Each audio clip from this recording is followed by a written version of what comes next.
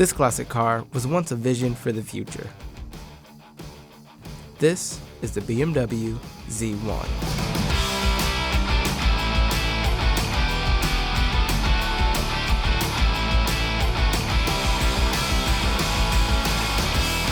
It was a revolutionary car from the late 80s.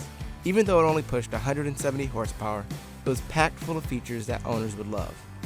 It handled well, it was made of lightweight material, but the most impressive feature? The vertical sliding doors.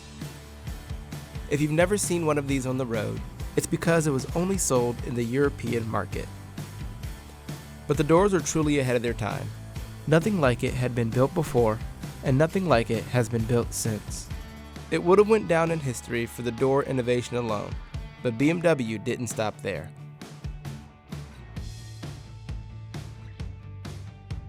The Z1 is the direct result of a think tank BMW formed in 1985. They took 60 of their best engineers, technicians, and designers and completely separated them from other development departments. Their goal was to bring their wildest creations to life. BMW hoped that in the process they would employ new materials, create different types of vehicle structure, and shorten development time. The team had free rein to pursue any idea they could imagine. They created a car that was so aerodynamic it didn't require wings or spoilers, a car that could handle winding roads exceptionally well with its low center of gravity. The first BMW to use a plastic exterior, a car that you could literally drive with the doors down. It was a completely new driving experience. It even had removable plastic paneling that owners could swap out and change the color of their car. In just 2 years, the think tank already had a working concept car.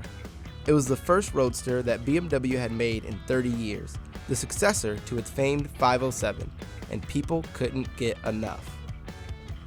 BMW unveiled the Z1 at the 1987 Frankfurt International Motor Show, and they were flooded with inquiries afterward.